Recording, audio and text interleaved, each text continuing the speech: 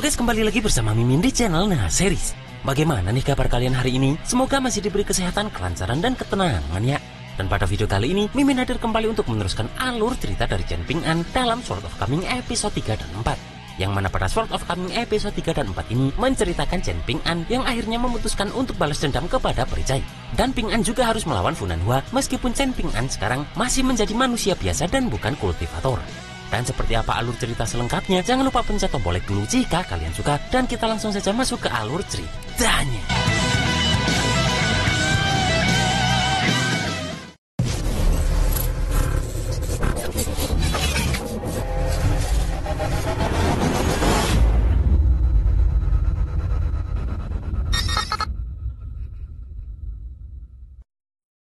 Terlihat Ping'an pun sedang memberikan penghormatan untuk rumahnya. Namun terlihat seorang pemuda bernama Liu Xianyang langsung masuk ke dalam rumah Ping'an ini. Ping'an pun langsung bertanya apa yang sedang dilakukan Liu Xianyang itu. Dan dia malah berbalik tanya apakah Ping'an ini pernah mendengar suara-suara aneh seperti kucing mengeong di musim semi.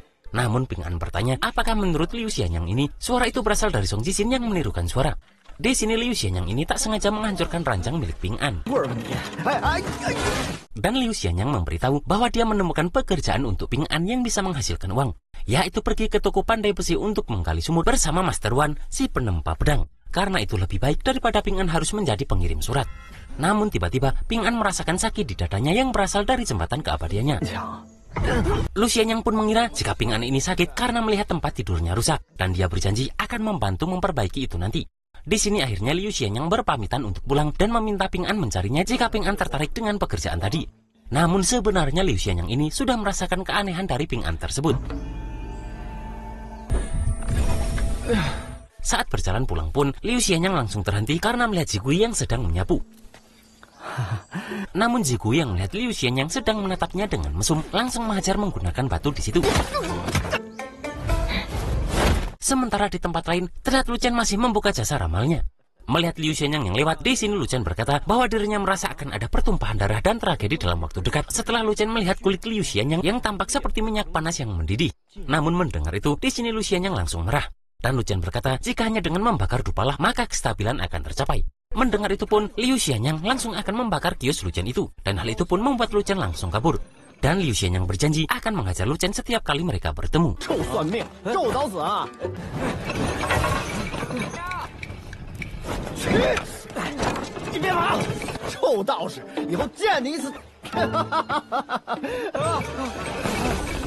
Sementara Lu Chen merasa bahwa dunia semakin sulit dan mencari nafkah sekarang sudah semakin susah. Tiba-tiba di sini stik ramalannya terjatuh dan hal itu membuat Lu Chen meminta perlindungan dari dewa karena stik yang keluar bertuliskan sesuatu yang buruk. Terlihat di sini ada sebuah tangan yang langsung memegang kaki Lu Chen itu, dan karena hal itu membuat Lu Chen melihat saat terjadinya pertarungan mengerikan dari Ning Yao. Dan Lu Chen sadar jika asal-usul Ning Yao ini tidak sederhana.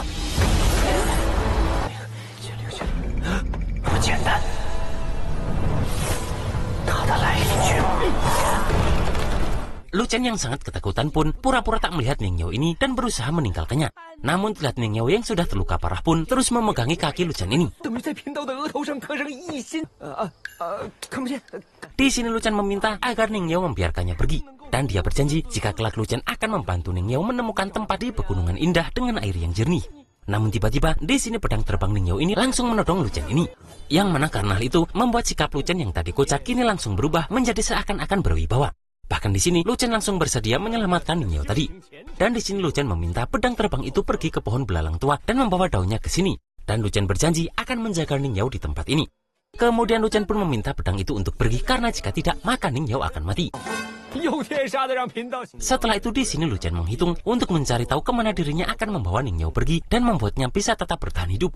Kemudian dengan kemampuannya Lu Chen berusaha memeriksa keluarga Song di Jalan Fulu. Namun terlihat keluarga Song ini sedang berada dalam masalah. Kemudian di sini Lu Chen langsung memeriksa keluarga Liu. Namun terlihat juga keluarga Liu ini juga sedang tidak baik-baik saja. Di sini juga pun Lu Chen mencoba memeriksa keluarga Wei di Jalan Taoye. Dan di sini terlihat seseorang yang berkata agar Ji Jingjun memberikan posisinya kepada Ruan Qiong saja. Namun Ruan Qiong yang adalah prajurit dari kuil Feng Shui pun terlihat tak terima orang itu merendahkan Master Ji Jingjun. Di sini pun pedang terbang itu sudah kembali dan membawakan daun dari pohon belalang tua. Kemudian pun Lu Chen memberikan itu kepada Ning Yao agar vitalitasnya tetap terjaga. Dan tiba-tiba pun Lu Chen terpikirkan kemana dirinya akan membawa Ning Yao ini. Terlihat Lu Chen ini datang ke rumah Ping An dan latihan ngomong dulu agar Ping An mau membantunya. Namun tiba-tiba Ping An ini langsung membuka pintu rumahnya dan langsung mempersilahkan Lu Chen untuk masuk. Terlihat pedang terbang Ning Yao ini menghadang Lu Chen saat dirinya akan membawa Ning Yao masuk. Dan pedang itu langsung memeriksa rumah Ping An ini yang membuat Ping An bertanya-tanya bagaimana pedang itu bisa terbang sendiri. Terlihat di sini pedang terbang tersebut tak memperbolehkan Lu Chen membawa Ning Yao masuk melihat tempat Ping An yang kumuh. Namun Lu Chen berkata agar pedang itu tak khawatir dan lebih baik mereka menyelamatkan Ning Yao lebih dulu. Dan pada akhirnya pun pedang tersebut menyetujui hal ini.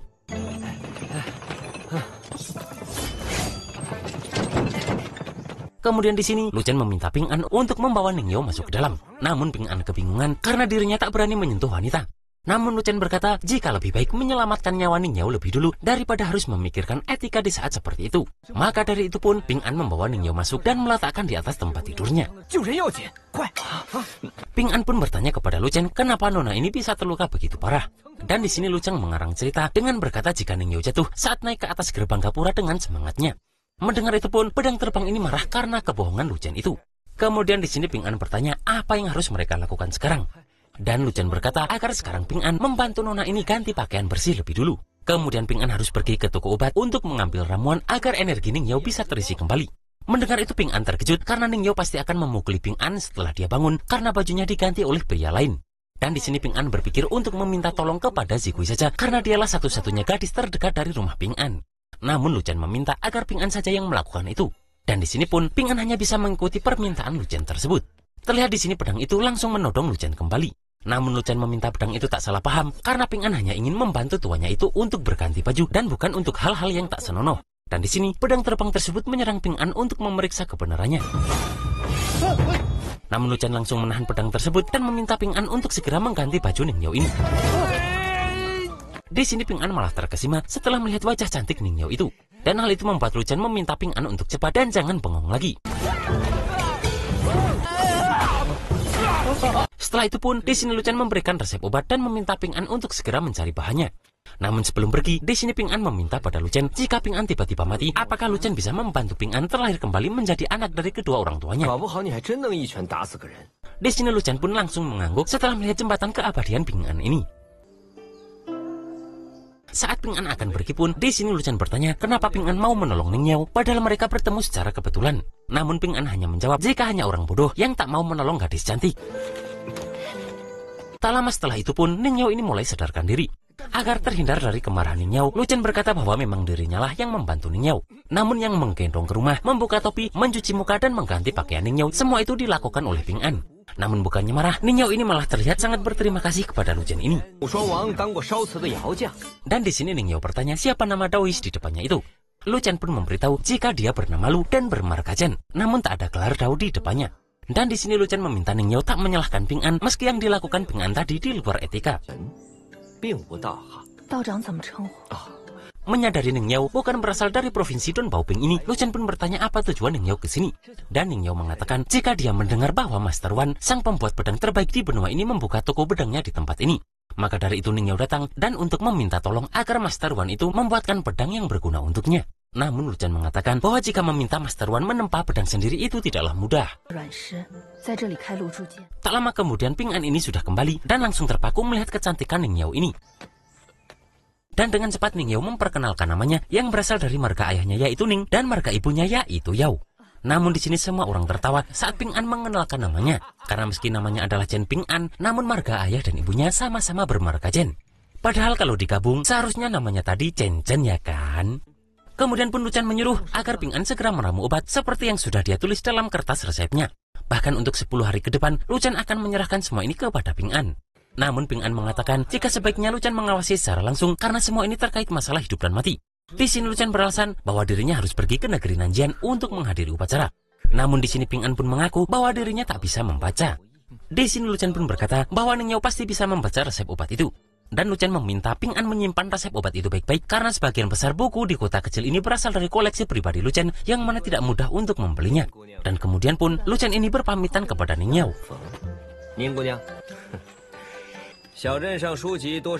Namun sebelum pergi, di sini Lu Chen ingin mengatakan sesuatu kepada Chen Ping An ini. Di sini Lu Chen berkata, meski Ping An tak memiliki apapun dan juga buta huruf, namun itu tak bisa menjadi alasan jika Ping An ingin menghentikan Lu Chen untuk pergi.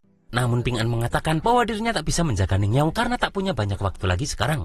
Mendengar itu, Lu Chen tahu jika Ping An ini sebenarnya begitu sangat ingin mati. Dan dengan cepat pun, Lu Chen ini langsung membawa Ping An ke dalam jembatan kehidupan Ping An ini.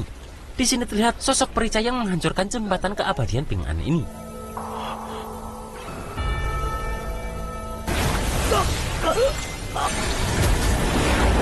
Melihat itu, Lu Chen berkata, wanita asing ini menggunakan beberapa cara untuk menghancurkan jembatan keabadian Ping An. Dan hal itu membuat Ping An hanya memiliki waktu setengah tahun untuk hidup.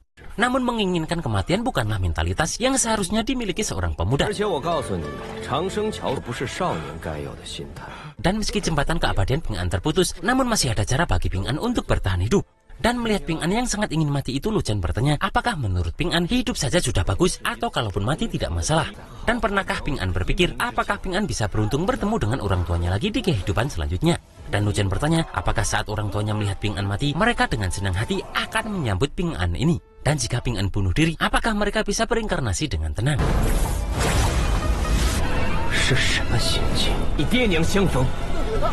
Kemudian Lu Chen meminta Ping An tak memikirkan semua ini karena masih banyak orang di dunia yang bisa menjadi anak-anak dari kedua orang tua Ping An seumur hidup.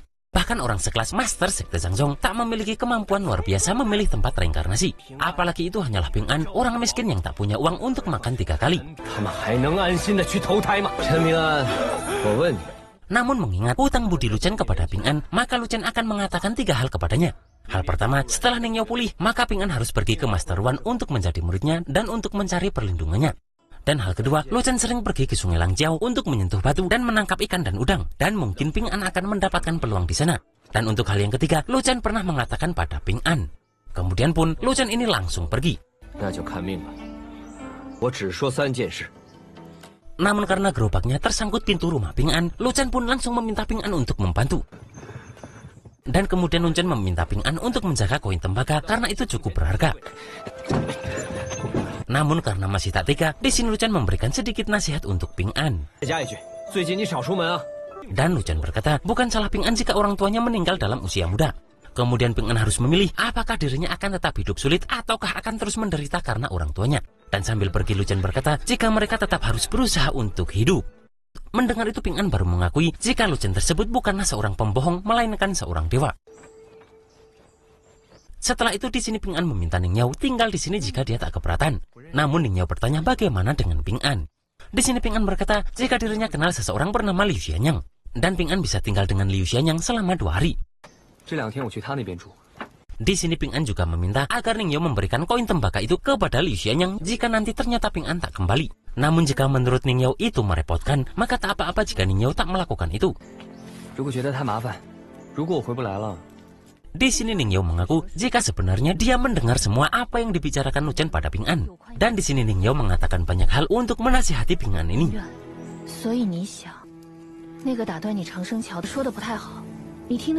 Di sini Ning Yao juga tahu jika Ping An ingin membalas dendam mengingat wanita yang merusak jembatan keabadian Ping An itu sangatlah mempunyai dendam kepada Ping An. Dan melihat Ping An yang berjalan keluar, Ning Yao bertanya apakah Ping An harus melakukan ini.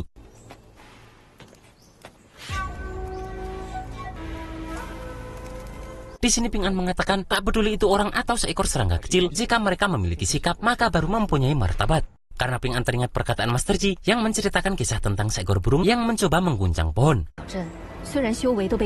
Di sini Ning Yao memperingatkan jika orang asing di kota kecil ini meskipun kultivasinya ditekan, tapi mereka masih memiliki senjata pusaka untuk melindunginya. Dan hanya dengan menyerang leher dan mata dengan fatal, Ping An baru bisa selamat. Serta jika Ping An ingin melakukannya, maka harus dilakukan dengan cepat. Dan kemudian pun Ping An ini bersiap-siap keluar rumah untuk mencari perisai. Di sini Ning Yao meminta Ping An untuk pulang lebih awal karena dirinya masih menunggu Ping An untuk membuat obat.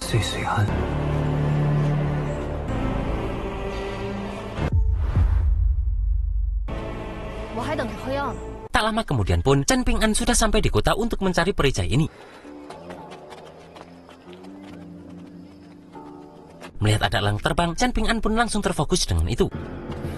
yang mana hal itu membuat Ping An teringat saat dirinya bersama Gu Chen serta Liu Xian yang mandi di kolam kecil. Dan Liu Xian yang sudah nyebur duluan pun meminta Ping An untuk segera menyusul dan tak takut. Terlihat di sini Ping An pun langsung berusaha melompat ke kolam tersebut, yang mana lompatan Ping An ini mengejutkan Liu Xian yang dan Gu Chen karena bagaikan seorang kultivator immortal. Setelah itu pun terlihat Ping An memeriksa tempat sekitar untuk mencari keberadaan perisai ini. Sementara di aula Huaida Jalan Jiping, terlihat Fu Nanhua sedang bertransaksi pot dengan Song Jixin. Fu Nanhua pun berkata jika langkah pertama mereka kali ini akan menentukan apakah di masa depan mereka berdua bisa menaruh kepercayaan terkait hidup dan mati. Di sini Song Jixin bertanya apakah seorang terkenal seperti Fu Nanhua ini sedang memperhitungkan keuntungan untuk dirinya sendiri saja. Mendengar itu, terlihat emosi Fu Nanhua ini mulai tersulut. 心里是不是在打小算盘？这么一号人，还得看咱们今天这第一步。我福南华已将你视为知己。 Di sini Song Jixin pun akan memberikan 2 kesempatan agar Fu Nanhua menawar harga, dan nanti Song Jixin akan mengangguk atau menggelengkan kepala untuk tawaran tersebut. Namun jika setelah 2 tawaran tak berhasil, maka Song Jixin tak akan menjual pot hantu gunung tersebut. Di sini Fu Nanhua berkata jika kalung Gyo kemarin anggap saja sebagai hadiah pertemuan darinya, dan Fu Nanhua akan membayar itu dengan sekantung uang tembaga. Yang mana Fu Nanhua yakin jika Song Jixin akan untung dengan uang sebanyak itu. Apalagi koin tembaga ini adalah salah satu dari banyak koin dupa persembahan di dunia. Yang mana menurut Fu Nanhua, sekantong koin tembaga itu lebih berharga dari emas murni. Dan benda ini adalah benda yang dibicarakan oleh pepatah lama. Namun terlihat Song Jixin ini melempar gelasnya karena merasa dibodohi. Karena Song Jixin ini melihat jika Fu Nanhua membawa 3 kantong koin tembaga saat memasuki kota kecil ini. Dan dalam aturan, mereka harus memberikan sekantong emas murni untuk sebuah peluang keberuntungan. Karena sekantong emas murni setidaknya berisi 20 keping. Melihat itu, dengan santainya Fu Nanhua ini menjentikkan jarinya untuk mengontrol jembatan kehidupan Song Jixin ini. Dan hal tersebut membuat Song Jixin merasa sakit di dadanya.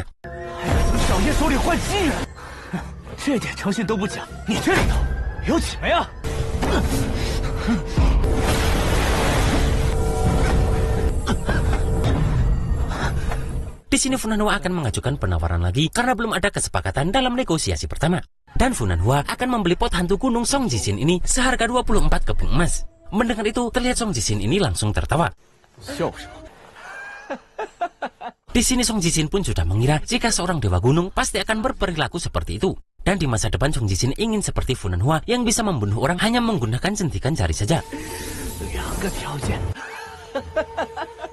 Di sini Song Jixin berkata dia akan memberi 2 syarat, yang mana jika Fu Nanhua setuju, tak hanya pot itu saja, karena Song Jixin akan mengambil sebuah benda tua yang tidak kalah berharga dari pot itu.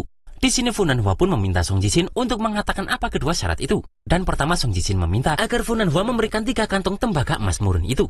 Dan yang kedua, Song Jixin meminta agar Fu Nanhua membunuh seseorang untuknya.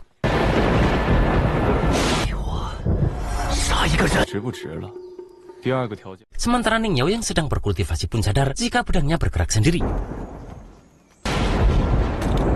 Tak lama kemudian pun dia melihat jika Zigu ini masuk ke dalam rumah Ping An ini. Melihat ada orang yang duduk di tempat tidur Ping An, Zigu ini sangatlah terkejut. Apalagi dia belum pernah mendengar jika Ping An mempunyai saudara dari jauh.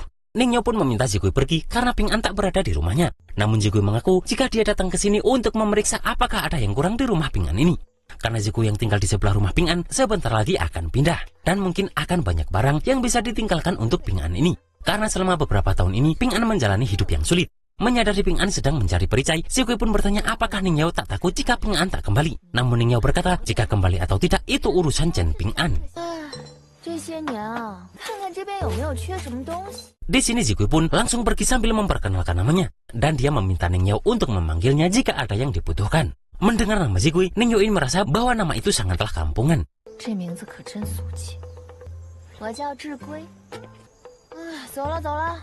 Sementara Fu Nanhua ini sudah berhasil mendapatkan pot tersebut. Namun di sini dia langsung menyimpan pot itu, melihat jika ternyata perisai sudah berada di sana. Di sini Fu Nanhua bertanya apakah rencana perisai ini tak berjalan lancar. Dan di sini pun perisai teringat saat dirinya dibawa oleh Liu Zimou ke dalam ruang ilusinya dan dia harus melawan ular-ular tersebut saat akan membawa Gu Chen. Dan perisai pun mengatakan jika Liu Zimou ini mengandalkan dirinya yang sudah senior untuk mengambil alih semua. Dan hal itu membuatnya tak mempunyai kesempatan untuk berdiskusi. Fu Nanhua pun teringat jika tempat ini melarang semua bentuk sihir. Yang mana sejak pertama mereka melewati kota kecil ini, semuanya akan mendapatkan penindasan kekuatan dan harus mematuhi hukum langit. Dan semakin kuat kultivasi seseorang, maka akan semakin besar tekanannya. Namun mereka yang bisa datang ke tempat ini semuanya mempunyai kemampuan yang tak biasa. Fu Nanhua pun membenarkan hal itu, dan sekuat apapun Liu Xiaomu ini akhirnya pasti akan diusir juga dari tempat ini. Tak seperti mereka berdua, yang mana sukses atau tidaknya akan berkaitan dengan keberuntungan besar sekte mereka. Melihat ada tekanan yang muncul, di sini Fu Nanhua baru percaya jika Liu Xiaomu ini sedang membacakan mantra. Dan mungkin Liu Xiaomu ini sudah mendengar semua percakapan mereka tadi. Perijai pun takut jika dirinya sudah dibenci oleh Liu Xiaomu ini. Apalagi setelah keluar dari kota ini, mereka akan terlepas dari batasan orang suci. Dan Perijai tak tahu tindakan apa yang akan dilakukan Liu Xiaomu kepadanya. Di sini Perijai sadar jika dia bukan tandingan dari Liu Xiaomu ini. Namun Fu Nanhua mengatakan bahwa mereka di sini untuk mencari peluang dan bukan untuk mencari dendam. Dan permusuhan dengan seorang senior bukanlah sesuatu yang bagus. Di sini Fu Nanhua juga sadar jika peluang tentang keluarga Guchan ini masih belum bisa ditentukan. Namun masih ada sesuatu yang mengganggu pikiran Fu Nanhua ini. Karena Fu Nanhua sadar jika akan timbul masalah setelah Perijai memutuskan jembatan kehidupan Ping An itu. Dan Fu Nanhua takut Ping An ini akan pergi ke Gunung Yunxia untuk mencari Perijai. Perijai pun memberitahu jika anak laki-laki yang terlahir di tempat ini dan setelah umur 9 tahun serta tidak dibawa pembeli keramik meninggalkan kota ini berarti kualifikasinya pas-pasan. Dan menurut Perijai, Ping An ini hanyalah orang biasa saja.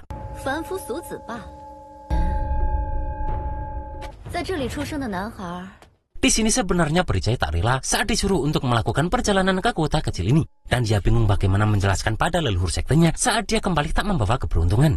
Di sini pun Fu Nanhua berjanji akan melindungi Perijai ini sepenuhnya. Mendengar itu pun terlihat Perijai ini tersipu malu. Dan terlihat kedua orang ini pun seperti mulai saling tertarik.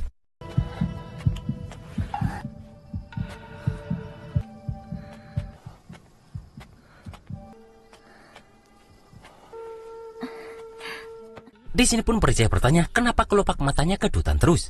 Dan di sini Fu Nanhua mengatakan jika menurut pepatah mata kiri berkedut maka akan mendapatkan kekayaan dan jika mata kanan yang berkedut maka akan mendapatkan musibah. Mendengar itu terlihat Perijai ini marah dan Fu Nanhua meminta agar dia tak marah karena perkataannya barusan hanya berasal dari manusia biasa. Namun ternyata Perijai ini sedang ngeprank Fu Nanhua ini.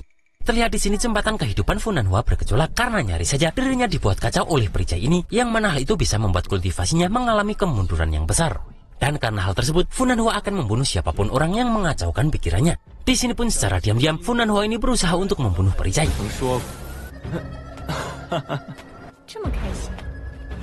Namun dari kejauhan, Ping An yang sudah berada di tempat ini langsung menggunakan potongan keramik untuk membunuh Perijai ini.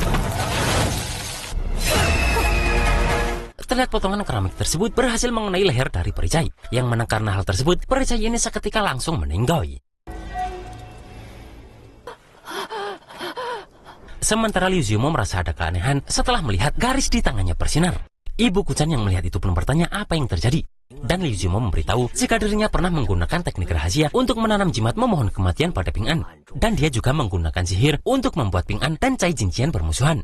Yang mana itu bertujuan agar Ping An memukul telur menggunakan batu agar Perijai bisa membunuh Ping An. Dan juga untuk memutuskan hubungan sebab akibat antara Ping An dan peluang keberuntungan belut naga air itu. Namun bukannya mati, sekarang Ping An malah bisa membunuh Perijai ini. Di sini pun Liu Xiaomu ini berkata jika dirinya masih mempunyai rencana cadangan.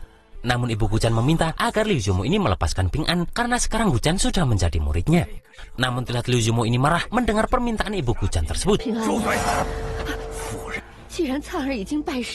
Sementara di dalam dunia mangkuk putih, Guchan harus melewati tantangan itu. Karena jika tidak, maka kultivasi di masa depan akan sulit.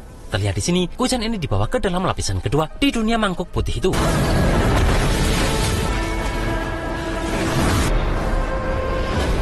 Di sini Guchan melihat siluet ibunya di masa lalu yang selalu ditindas oleh orang-orang.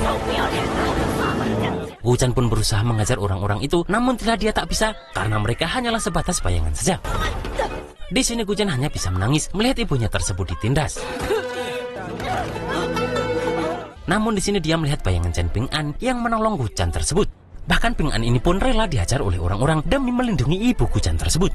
Di sini Guchan hanya bisa menangis, yang mana air mata Guchan ini kembali membuat dunia ini berubah kembali. Dan di sini pun bayangan Ping An dan ibunya tersebut kembali menghilang.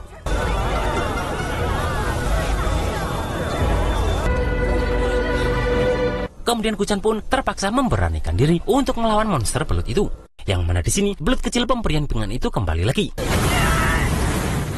Namun tiba-tiba di sini muncullah 3 monster belut lagi yang langsung mengejar Kuchan ini.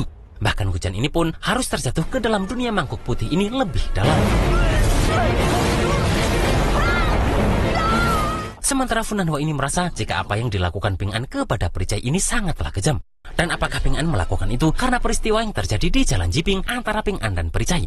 Dan Funan Hua bertanya kenapa Ping An bisa sangat tenang setelah membunuh seseorang. Serta bagi Funan Hua, jika membunuh orang, maka juga harus dibayar dengan nyawa. Di sini Ping An menjawab jika saat di Jalan Jiping, tatapan Funan Hua kepada Perisai sama seperti tatapan Ping An kepadanya. Yang mana berarti Funan Hua ini ingin membunuh Perisai sejak awal.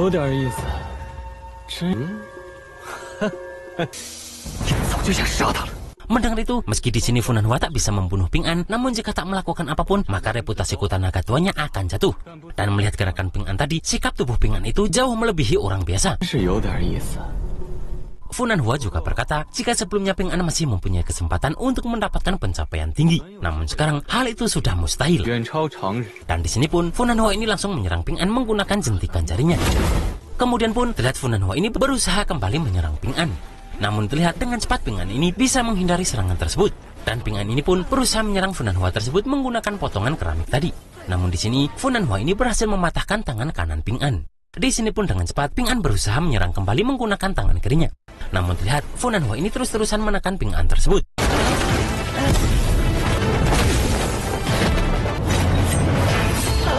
Ping An pun terus melempari Funan Hua ini menggunakan barang-barang yang ada di depannya. Setelah itu pun terlihat Funan Hua ini kehilangan jejak Ping An.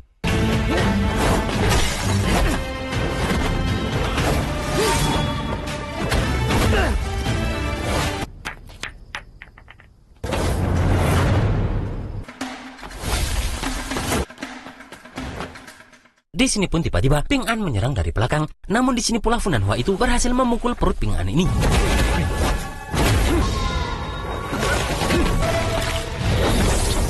Funan Hua pun mengatakan jika ingin mengalahkan musuh dengan cepat di dalam pertarungan jalanan, maka itu tak akan berhasil. Dan di sini pun Funan Hua ini kembali memukul Ping An ini.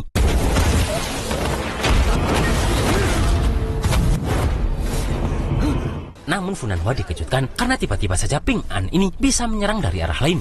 Yang mana karena hal tersebut membuat Funan Hua ini harus menggunakan teknik naga buminya. Di sini Funan Hua tak menyangka jika tekniknya ini akan disia-siakan untuk melawan Ping An. Padahal tadinya teknik itu akan dia gunakan sebagai teknik cadangan pelindung nyawa. Dan karena menggunakan teknik kultivasi, di sini pun terlihat tekanan dari langit yang langsung menekan Funan Hua ini. Dan terlihat Ping An harus menahan naga itu, sementara Funan Hua harus menahan tekanan kuat tersebut.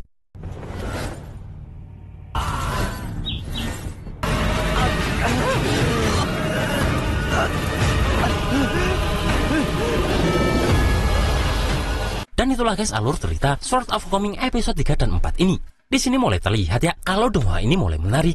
Secara Ping An yang orang biasa berani menghadapi kultivator seperti Funan Hua. Dan bagaimanakah cara Ping An lepas dari teknik naga bumi milik Funan Hua tersebut, kita tunggu saja dalam Sword of Coming episode 5. Akhir kata, tetap semangat karena beberapa hari lagi sudah memasuki bulan September. Dan see you next episode.